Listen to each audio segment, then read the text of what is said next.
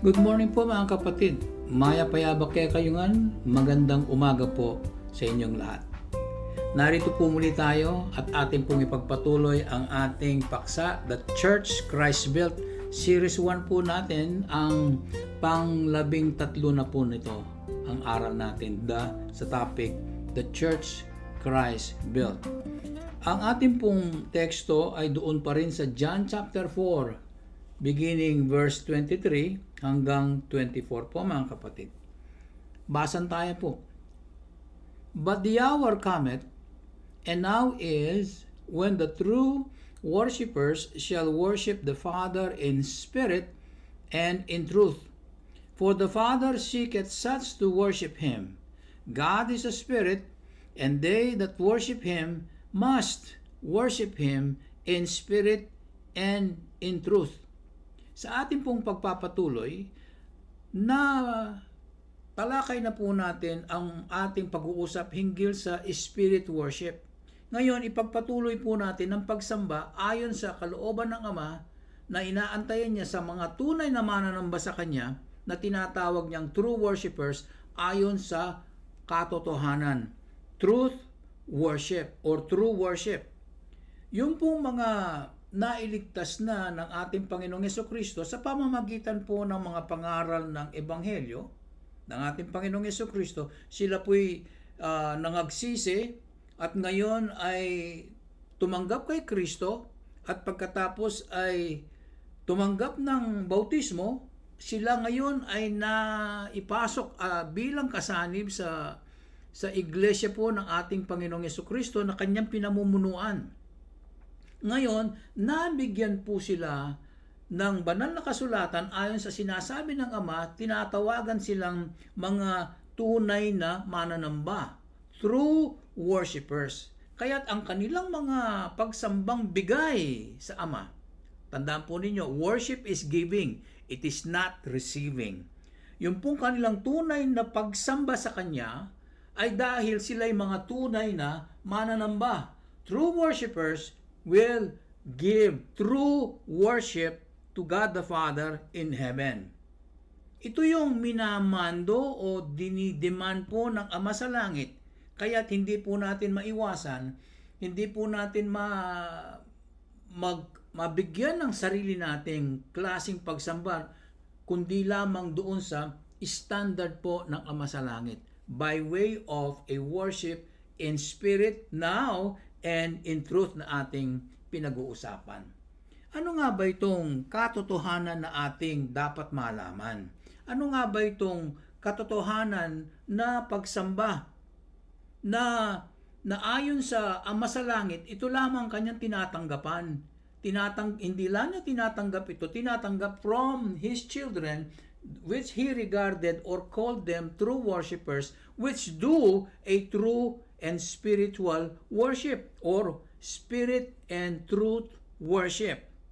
Alam ba nyo mga kapatid na may eksena sa banal na kasulatan na ginamit po ng Diyos Ama o ginamit po ng Diyos ang isang hindi pa ligtas na ipaalingaw-ngaw ang mga tanong na ano nga ba ang katotohanan? What is truth? Basahin po natin mga kapatid doon sa naisulat po ni Apostol Juan, Kapitulo 18, 20 talata ang ating pag-aaralan. Verses 37 to 38. John chapter 18, verses 37 to 38. Ganito po ang mababasa natin sa English.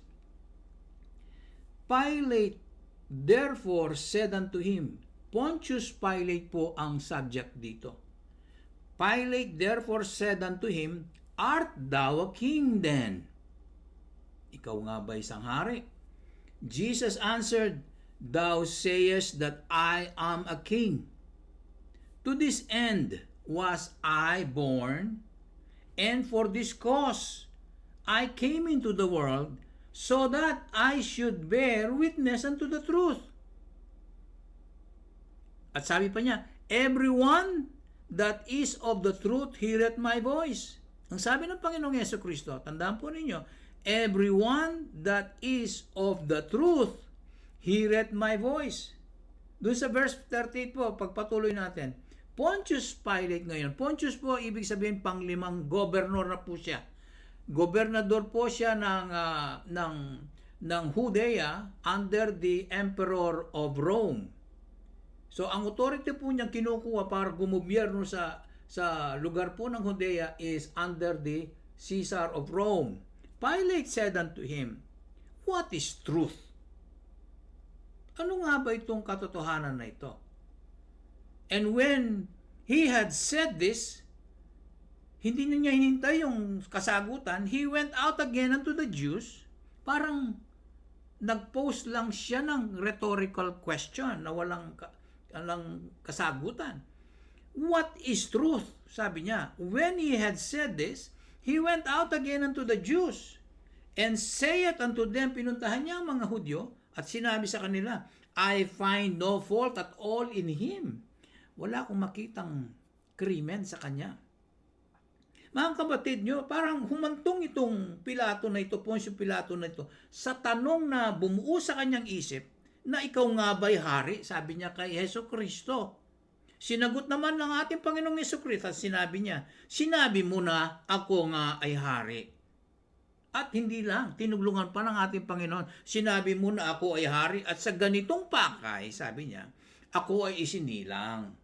Sa ganitong purpose, I was born to this world. Ako'y naisilang dito sa mundo at sa kadahilan ng ako ay dumating dito sa sanglibutan, sabi niya, upang ako ay magpatotoo sa katotohanan. The mission of our Lord Jesus Christ is to be a witness for the truth. Ang sabi niya, ako ay dumating dito sa sanglibutan upang ako ay magpatotoo sa katotohanan. Na sa sino man na pumapanig sa katotohanan ay nakikinig sa akin tinig, sabi niya. Parang nagpapangaral siya ng ebanghelyo kay Poncio Pilato. Ano po? Ang sabi ng Panginoong Jesucristo ay dapat ang tao ay panigan niya ang katotohanan. At katotohanan lamang. Wala nang kasinungalingan. Hindi eh. Ang pinapanigan yung kasinungalingan eh. At ito ay naintindihan ni Pilate. It is well understood by this educated guy. This governor under the authority of Caesar of Rome. Under the Empire of Rome, it is well understood by Pontius Pilate na siya rin, tinutukoy ni Jesus Christ, siya rin ay dapat panigan niya ang katotohanan. He needs to be on the side of the truth. At ang sabi, ang sino mang pumapanig sa katotohanan, sabi ng ating Panginoong Jesucristo, ay para sa Diyos. At para sa Diyos lamang. Kaya't eto ngayon, halatang nagbigay ng palaisipan kay Pontius Pilate ngayon, ang kanyang narinig sa bibig ng ating Panginoong Jesucristo. Nag-isip siya. Kaya tinanong niya ngayon kay Jesucristo, ano ang katotohanan? Sabi niya, what is truth? Na hindi na nga niya inintay kung ano ang sasagot ng ating Panginoong Jesucristo. Alam ba ninyo mga kapatid, kapag ang katotohanan ay pinag-uusapan, marami, no? Tingnan natin, ang ating congregation, ang ating Baptist Church, tayo mga Baptist, no? Versus doon sa view ni Pilato, kung sa bagay, pinag-uusapan natin si Pontius Pilate, sa view ng mga tao represented by the unbelievers, by the unbeliever, Pontius Pilate. Kapag yan ay pinag-uusapan, karamihan ayaw nilang pakinggan ng mga tanong na ito. Ano nga ba ang katotohanan? They are not interested to learn the answer. They are not, parang hindi na sila available to wait for the answer. Pero ito yung ginagamit natin ginagamit ng mga hukom, di ba?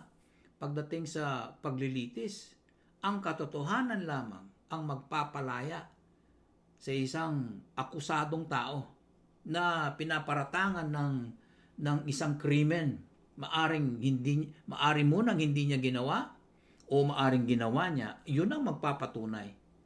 Mga kapatid, sa mga ibang tao, ang katotohanan sa kanila is pang sariling opinion lang. Tanungin mo sila. Ang kanilang definition sa katotohanan ay galing sa kanilang karanasan. Para bang ito ay pangsarili o subjective lamang, mga kapatid. Kaya nga, most of the time, when it comes to your opinion and the subject matter is truth, then truth will differ against your opinion. Dahil iba eh. Ang katotohanan kasi may kinatatayuan eh. Hindi siya pumapanig eh. Lalong-lalo na kung opinion mo lang ang iyong sasabihin. Karamihan sa mga tao sinasabi, ginagamit lamang ang katotohanan bilang isang instrumento. Kaya nagkakaroon ng katotohanan. Dahil ito ay kanilang instrumento. It is a tool for them, handy to use it, to control people's minds. Or to control the life of people. Kung ano man ang pinaniniwalaan. Tingnan mo, ang magandang halimbawa dito, mga relihiyon. Sinasabi nila, lalapit ka kay Mary, ay papansinin ka ng Diyos. Wala namang ganun eh. O kaya lalapit ka sa isang idol eh, mananalangin ka sa idol eh, tapos para bang napilitan ng Diyos pagka dinapitan mo si Saint ganito si Santo ganito eh. Pagdating sa langit, itong santo na to, kakausapin ng Diyos, tapos gagawa ng aksyon ng Diyos. Hindi po totoo yun eh. It is not an instrument to control people's lives. Pero ito ang nangyayari, di ba? Sinabi nila, kailangan daw manalangin ka kay Maria para pakinggan ka ng Diyos or para magkaroon ng kasagutan ng iyong kahilingan. Ginagawa nga yung Diyos itong Maria na ito na maaring hindi man niya alam ang ginagawa ng relihiyon na ito sa kanya. Alam niyo mga kapatid, ang ganitong klaseng pagkukontrol, pakikita ng katotohanan na hindi totoo. Dahil ang katotohanan, ang ginagawa niya, pinatutunayan niya ang mga facts, ang mga nangyayari. Pinatutunayan, pinakikita niya kung ano ang maka-Diyos kung ano ang para sa Diyos Kaya, yung iyong opinion at iyong karanasan o ano man ang gusto mong mangyari, the truth will expose you. Mapapaya ka. It will expose you that you are wrong. Dahil, hindi nagdidepende ang katotohanan sa sino man. Kundi, nagdidepende ito sa Diyos Ang katotohanan, hindi yung komo gawin ng karamihan, ito yung kulturang pangkalahatan na halos tanggap sa lahat ng tao. Ito'y totoo. No. Mga kapatid, hindi po. Kung minsan, mapapansin ito ay moral ito'y mabuti sa isang kulturang isang klaseng tao. Let's say, ito'y tama lamang sa mga dayuhan, katulad ng mga puti, pagdating naman sa mga hindi puti, hindi iyon tama. Masama yun sa kanila. Kaya hindi mo ngayon masasabi, ang katotohanan ay ayon sa kalooban ng tao o ayon sa kaisipan ng tao. Mga kapatid, kasi ang ating pag-aaral na ito ay hinggil bilang isang iglesia, dito natin malalaman na ang definition po ng katotohanan ay hindi nanggaling po sa kaisipan ng tao. Kaya't ito po ay isang masasabi kong theological approach o isang theology na pag-aaralan natin dahil ito'y galing sa Diyos Ang katotohanan mga kapatid, galing sa Diyos. Kaya nga, dahil galing sa Kanya, minamarapat niyang pagkalalapitan natin, bibigyan siya natin ng pagsamba, ay yung katotohanan galing sa Kanya, hindi yung katahong isip nating, ito yung tama na. Ito na yung reality ko na maibibigay ko sa Diyos. Hindi po ganun Pagmasdan po ninyo, no? Pagmasdan po ninyo ang sinasabi po ng banal na kasulatan doon sa lumang tipan. malalim po ang ating pagsisid sa ating pag-aaral na ito. Kaya malaki ang kinukuha kong panahon na ito para idala sa inyo kung ang ating pag-aaral hinggil sa katotohanan. Dahil truth is very, very real. Ito po yung realidad. Ito yung katunayan ng mga patunay. It cannot be something fabricated. Hindi po pwede, mga kapatid. Doon po sa Deuteronomy, may binanggit po ang banal na kasulatan, Kabanatang 32, talatang 4, Deuteronomy chapter 32 verse 4. Isa sa 5 isinulat po ng kapatid na Moises na tinatawag na Pentateuch. Ngayon, mga kapatid, basahin ko po sa inyo Deuteronomy 32 verse 4. Ayon po sa salitang English. He is the rock, sabi po, no? His work is perfect. For all his ways are judgment. A God of truth. Ayan na. A God of truth. Mga kapatid, He is the rock who is a God of truth and without iniquity, just and He is right, or just and right is He. Sinasabi dito, mga kapatid, maliwanag na ang Diyos ay matibay na bato. Hindi mo mauugayan. Hindi mo masisira yan. Batong matibay. Walang makakasira sa ating Panginoong Diyos. Kasi ganap ang kanyang mga gawa. Wala kang mapipintas Ganap ang kanyang mga gawa. Dahil ang lahat ng kanyang pamamaraan o ang lahat ng kanyang pamamalakad ay wasto sa kahatulan. Sa kaisipan ng walang katapusang hangganang kaalaman ng Diyos ang kanyang kahatulan talagang wasto. Hindi nagkakamali ang Diyos pa, mga kapatid. Kaya sabi pa ng ating pagbabasa tama at tumpak ang kanyang paghatol. Mga kapatid, ang sabi, siya ay Diyos ng katotohanan. Ayan, yan po ang ating definition. Kung siya ang Diyos ng katotohanan, tanggal po lahat yung ating subjective opinion, tanggal po lahat yung ating katang-isip ng fiction na binibigyan nating definition ang katotohanan, mga kapatid. Hindi po. Dahil talagang mayroong kasado na. Nandyan na. Galing po ang katotohanan sa Diyos ng katotohanan. Diyos na walang kasamaan, hindi po siya masama. Hindi masama ang ating Panginoong Diyos at hindi nagkakamali man, mga kapatid. Isang Diyos na makatarungan at isang Diyos na matuwid. Mga kapatid, sa ating pag-aaral po, nangangahulugan lamang ang katotohanan ay galing sa Diyos. Ito'y matibay. Hindi mo ito masisira. At hindi mo na madadagdagan pa. Wala ka nang maidadagdag pa dito. Kasi, ang Diyos, sa Kanyang galing wala kang maidadagdag doon sa galing sa Kanya.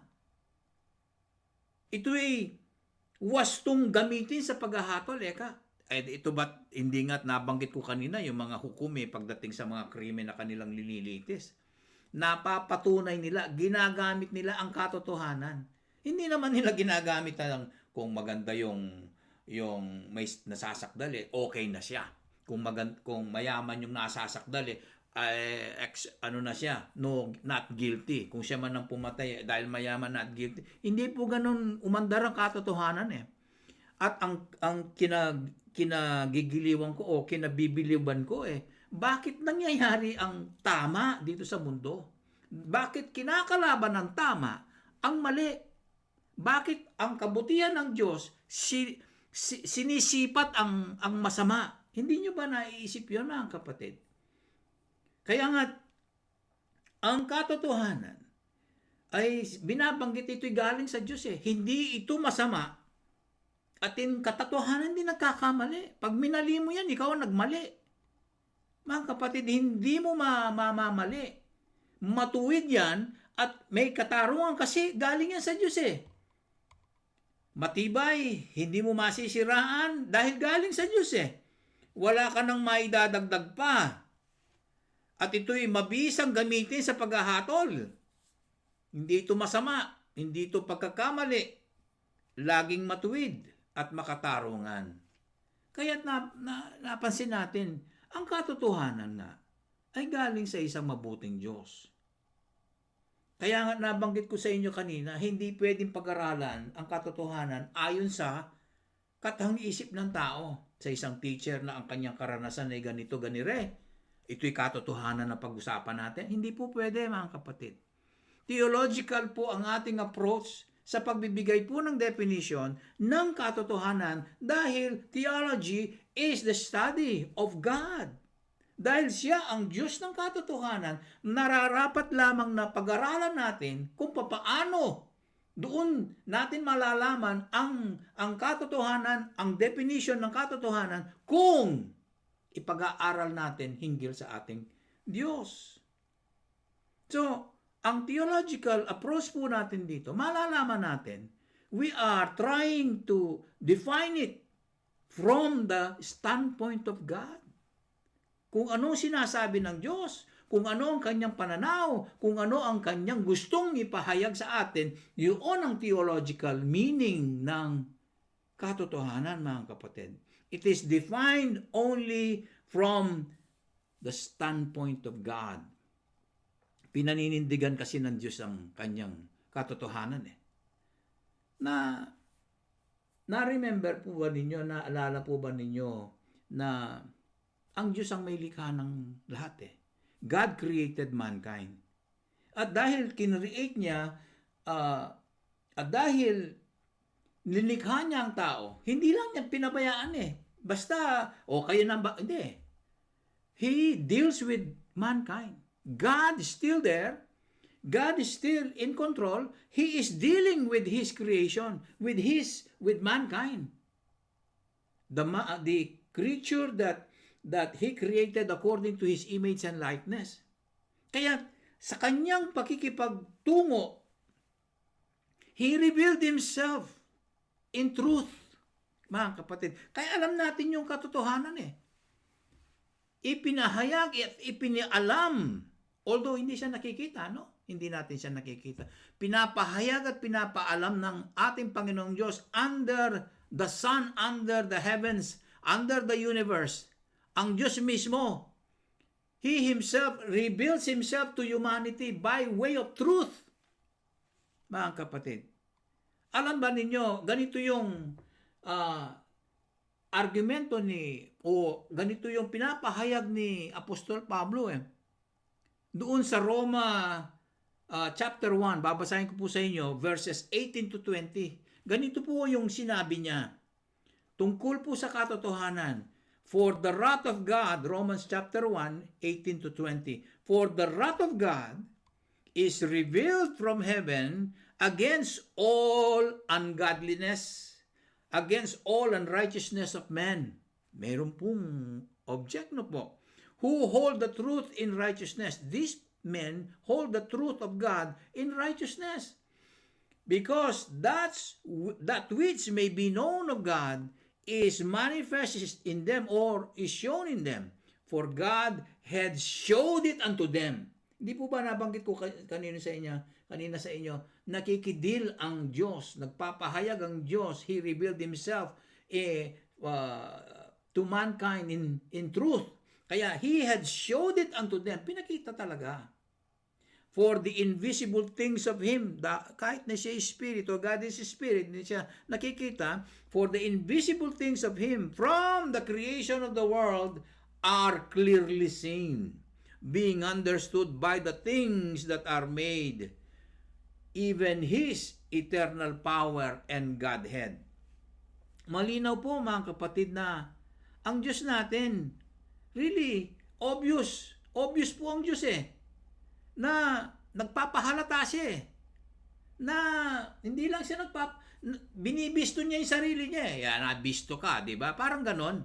Parang wala siyang tinatago. Kaya ikaw mismo, nahahalata mo ang katotohanan na Diyos lamang sa Kanya nanggaling. Kasi may araw, may gabi. Bakit nagbabago ang panahon? Hindi naman sira. Magandang araw. Good morning. Hindi mo naman sasabihin, bad morning. Pagkatapos, gabi na, matutulog ka na. Nightmare, sabi hindi eh. Good night ang sasabihin. Bakit magaganda sinasabi? At magandang pakinggan ang katotohanan. Lila lang ang merong mga halaman, pinanggagalingan ng ating pagkain, mga animal, pagkain din. Sila'y nabubuhay kasama natin. Mga dagat, mga yung kung ano ang ating nilalanghap. Kung walang hangin sa paligid patay tayong lahat. Doon lang yung nakikilalang may Diyos di ba? Mga kapatid, umuulan, pag umulan may tubig at dinidilig ang mga halaman. At number one po na hindi natin maiwasan at ating masasabing may katotohanan dahil po mayroong kaalaman, mayroong pong knowledge. Alam po ninyo, sinasabi doon sa unang pangkat na binasa natin, God is mad or is angry against those who are ungodly people and unrighteous men. God is against crime of ungodliness, the crime of unrighteousness. Mga kapatid, tingnan nyo yung mga bakla, mga tomboy, ang kanilang pamumuhay, unrighteousness po ito, unrighteous. Kung titingnan mo, they are criminals in the eyes of God. Kasi ayaw ng Diyos ito Tapos mag-aasawa sila ng kapwa lalaki, tapos kapwa babae. Tapos sasabihin ng mga tao, kawawa naman sila. Patawarin na natin sila. Bigyan sila ng chance sa society. Kawawa naman yung mga bakla. Mag-aasawa ng bakla Pagbigyan na natin. Bigyan natin sila ng kontrata. Ilagay natin sa batas. Ibigay natin sa kongreso. Pa-approve natin sa senador. Pirmahan na ng presidente. Lahat sila'y dawit. Totoo naman, nagmamahalan sila. Kawawa naman sila. Ang tanong ko bakit yung mga mamamatay tao? Bakit yung mga nagsisinungaling? Yung mga extortionists? Di po ba sa 1 Corinthians 6:9, mag-commercial muna tayo? Ang sabi, hindi sila pag-aharian, hindi sila pagmamanahan ng kaharian ng Diyos. Hindi sila makakapasok.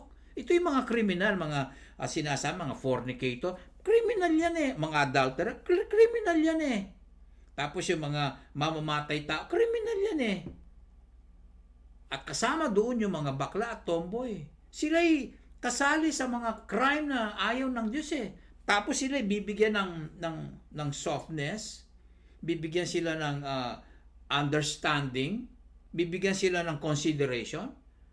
Kinukulong nga itong mga goons na ito, yung mga namamatay tao, kinukulong. Pagka pumatay ka, kukulong ka. Tapos hindi ka paghaharian hindi ka pagmamanahan hindi pwede, mga fornicators. Pagkatapos ito, bibigyan mo sila hindi yata fair ang batas. Tapos hindi na mga kriminal ang tingin sa mga bakla, sa mga tomboy. Ang tingin lang dito selective justice. Ang tingin sa ang mga fornicator, sila yung adulterer, sila yung dapat bugan na bato. Itong mga bakla, wag na.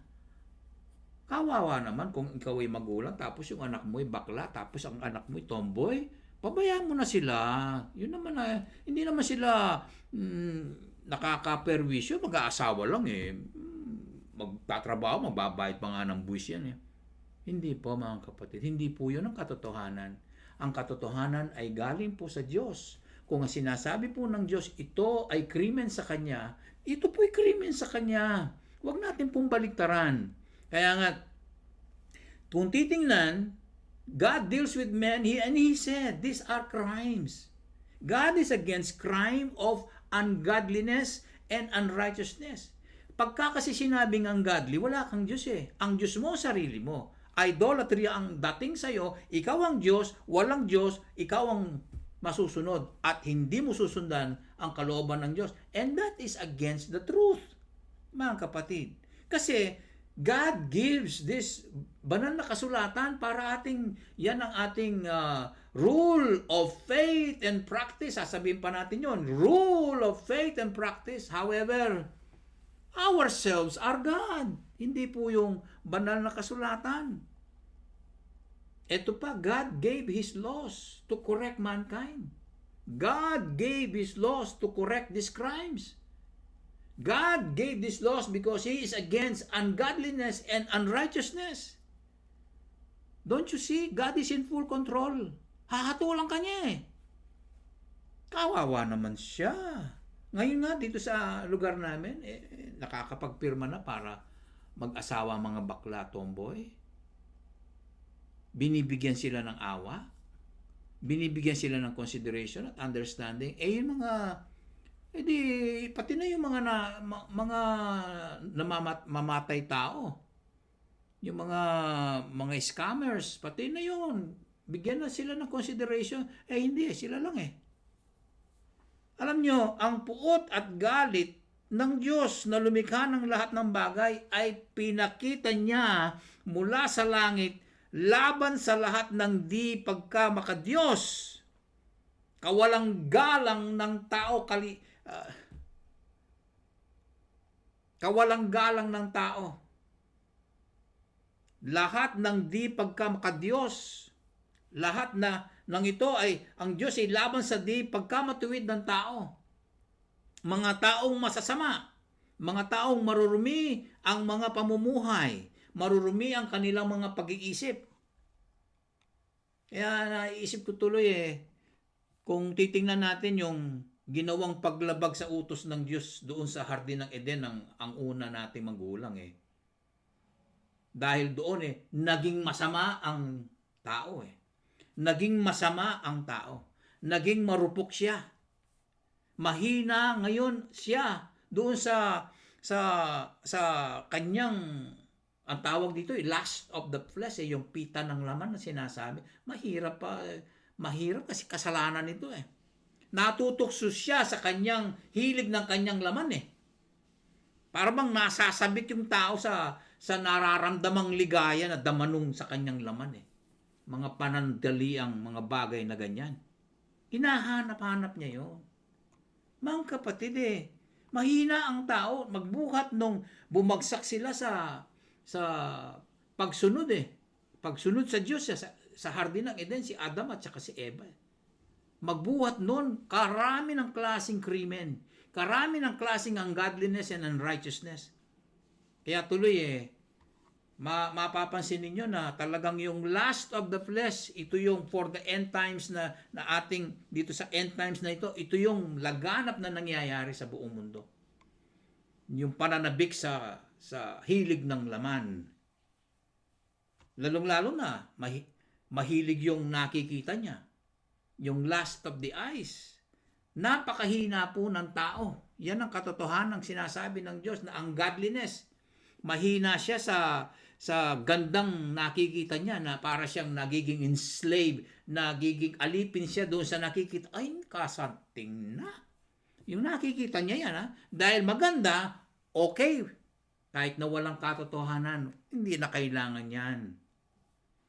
Hindi lamang yan. Lust of the flesh, lust of the eyes. Abay, meron pa yung pride of life, yung kayabangan. Yung karikasan ng ketasan loob. Buri na yung number one. Gusto niya, siya yung may luho na kanyang pinagbibigyan lahat ang kanyang kagustuhan. Yung ba ang gusto ng Diyos? Dahil natikman ang masarap, hinahanap-hanap. Dahil gustong gawin, walang makapagpigil. Nandito na Nakamarka na sa isip ngayon Masarap, dapat gawin. Hindi tama? Yun ang katotohanan, hindi tama. Pero ginagawa. Walang makapagpigil sa kanya. Kahit binabawalan, ay okay. Nakakahiya? Ay okay pa rin. Okay gawin kahit nakakahiya. Itago na lang natin. Bawal Kaya nga itago na lang natin para okay. Mali na nga. Okay pa rin. Mga kapatid, basta mairaos. Okay lang. Ganyan karupok ngayon ang sinasabi ng banal na kasulatan doon sa puot ng Diyos na sila na ang taong kanilang na kanyang pinatutunguhan, pinauuna ang kasinungalingan kesa sa katotohanan. Wala silang galang. Malinaw na kasalanan. Malinaw na mga violations. Ang sagot nila, okay lang. Mga kapatid, eto pa. Yun daw, hinahawakan ang katotohanan sa di pagkamatuwid. Alam ng tao sa kanyang munting konsensya, meron siya eh. Meron siyang alam na matino eh. Meron siyang alam sa isip niya na mabuti eh. Na ito'y bawal. Alam ng kanyang konsensya na ito'y bawal. Na ang ganilang uri ng buhay ay hindi tama. Ay hindi maganda. Ay hindi talagang katanggap-tanggap sa Diyos. Subalit, ginagawang walang kabuluhan at niwawalang halaga ang realidad o katunayan ng katotohanan mula sa Diyos. Makarine na, awkward na, gagawanda pa. Kasi nga, walang tamang definisyon sa katotohanan. At kung may katotohanan mang galing sa Diyos, niwawalang saysay nila yon. Mga kapatid, hindi po tama. At saka mo sasabihin ngayon, lalapit ka sa Diyos sa pagsamba. Ang katotohanan dala mo ay para lang sa iyo. Ay hindi mo alam ang definisyon ng tunay na katotohanan. Ang katunayan o the reality or the truth comes from God. Because He is a God of truth. Diyos siya ng katotohanan, mga kapatid. Hindi mo makakaila yung mga bagay na nalalaman hinggil sa Diyos. Huwag naman sabihin, walang mga librong tungkol sa Diyos. Walang mga salitang tungkol sa Diyos. Walang usapin kahit na nga sa tindi ng nararamdaman, ay, Diyos ko, hanap eh. Diyos siya pa yung ausana eh. Kaya tanamong katatawlan na araw talagang atsune king ecstasy, Diyos siya pa yung ausana eh. So, yun mga bagay na yun, katotohanan niya. Hindi mo talaga maikakaila. God had showed it to us na talagang lalabas sa ating mga bibigang kanyang katotohanan, mga kapatid. Ito'y nalalaman hinggil sa Diyos. Ito ay talagang hayag sa tao at hindi ito tago sa tao. Ito'y hayag sa tao, hindi ito tago. Hindi tinatago ito sa tao. Subalit, kung ito'y sa kabilang panig po ng katotohanan na ito ay hindi na tama, yun ang tinatago. Tinatago po ng tao yun. Hindi kasi maitatago o maikakaila ng tao ang katotohanan. Mga kapatid, mahirap po kasi Diyos ang naglagay. Siya kasi ang Panginoong Diyos. Mismo ang Diyos ang naglagay, mismo ang Diyos ang nagpakita ng katotohanan sa tao. Kahit hindi siya nakikita, sabi ni Pablo, even if He is invisible, dahil ang di nakikitang mga bagay sa Diyos mula sa pagkalikha ng sanlibutan ay talagang halata. Bistado. Talagang halata na at bistado at malinaw na nakikita ng tao. At ito'y nauunawaan pa sa pamamagitan ng mga bagay na ginawa ng Diyos. Nalinikha ng Diyos. Kaya't ito nagpapakilalang siya'y Diyos na walang hanggang kapangyarihan, na may walang hanggang kapangyarihan. So dito pa lamang, tumutukoy talaga sa isang makapangyarihang Diyos na kinakaila, na minawalang saysay ng karamihang tao. Kaya nga't ang sabi ni Pablo, wala nga kayong may dadahilan, mga kapatid. Walang may dadahilan ang isang taong ayaw maniwala sa Diyos. Wala siyang madadahilang walang Diyos. Sasabihin niya, hindi ko po alam. Abay, walang may dadahilan ang tao dahil may pag-iisip siya. Ang galing po ng Diyos, no? Dinagyan po niya ng kaisipan, kaya nga yung will na tinatawag nilang free will. Maiisip mo talaga may Diyos eh. Hindi mo maiwasan ito mga kapatid. Ay, sabihan mo, ako po dyan. I'm sorry. I'm sorry I don't understand. I'm sorry I was not told. I am sorry I did not reach the point of knowing you. Ay hindi po mga kapatid. Dahil ang tao na nilikha po ng Diyos, may sarili po siyang kaisipan at may sarili siyang pag-iisip. Ano naman yun? Ay yung isip na yun, gumagalaw, umaandar, kumikilos, nag-iisip. Hindi yung linagay na lang doon, palamuti, tama na yun, display. Hindi po. Hindi mo masasabi sa Diyos, ako po minisip, ako po ay isip, ako po ay, yung pandamdam mo, meron kang pangdama. Ay kanyaman, ay bakanyan, ay mo asabing, ay po manyaman, umangang kang manyaman na pamang, kasabihan mo kayong kasipin mo, biyasa magluto, manyaman na mo, pero balik-balikan mo, binabalik-balikan mo, itang restaurant na ito, manyaman na luto. Pero po tang akit da ka, pilang beses ka magbalik ka rin, kamahog to. Kamahog to ka rin, dinner ka po. O nung manyaman, it doesn't make sense. O it doesn't add up that you come back for that ugly tasting food. Makanta. Po mag-jibe. Po mag-ugma. Kaya nga, wala kang maidadaya dahil hindi uugma, mga kapatid. Binigyan tayo ng pag-iisip ng Diyos, hindi lamang yon, binigyan tayo ng pangdama.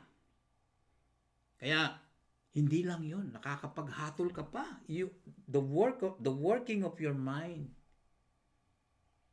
Nahahatulan mo yung mga bagay. Ito yung ginamit ni Eva. Hinatulan niya sa kanyang nakita, abay kaganda.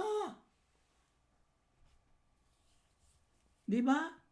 Nung nagandahan siya, then she made a choice. Doon siya nalintikan. Nung nakita niya, kaganda, at nung sa kanyang inisip na, ay, gawang kupin.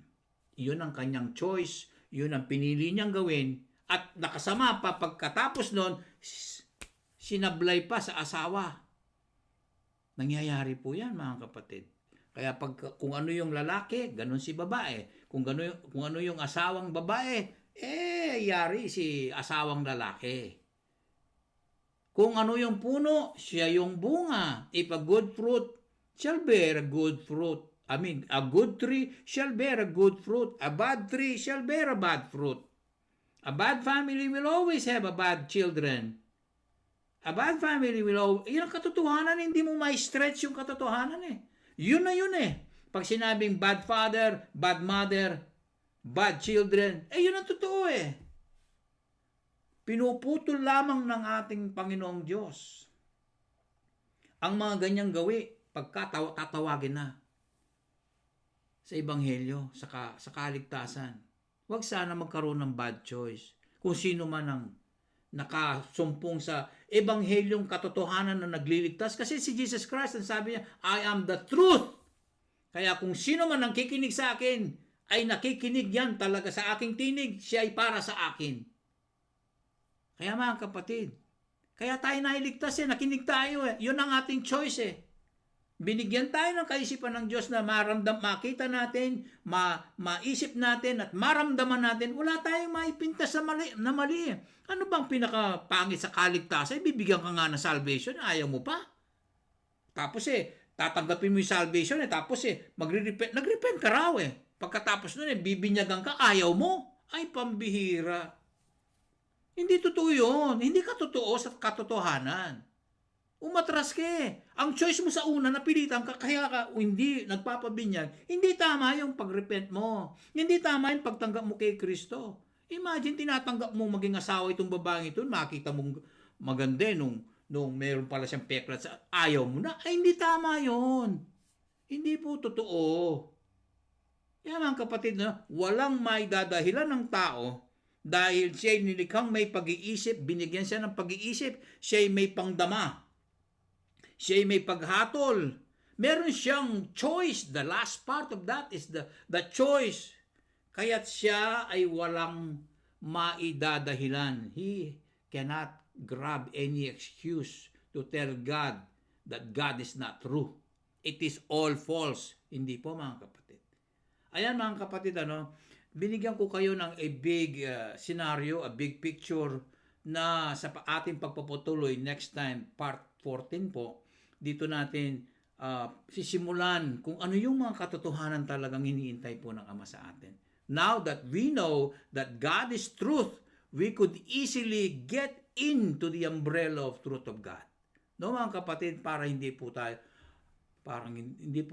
surprise, hindi po tayo namangha o hindi na masasabi, ay, ako po maintindihan. Kung meron po kayong mga tanong, mga kapatid, I am ready, or ang ating pastor na malugod sa atin, na binabantayan niya ang ating mga kaisipan, ang ating mga pag-uugali, ang takbo ng ating pamumuhay, na tawag po sa Kanya. Tinawag po siya sa atin ng Panginoong Diyos para sa atin, na Kanyang ayusin ng Diyos sa pamamagitan niya ang ating mga pamumuhay. Nakalugod-lugod na sana sa pagbabalik natin ng araw ng linggo ay mabigyan po natin ang Diyos ng tamang pagsamba sa Espiritu at sa katotohanan.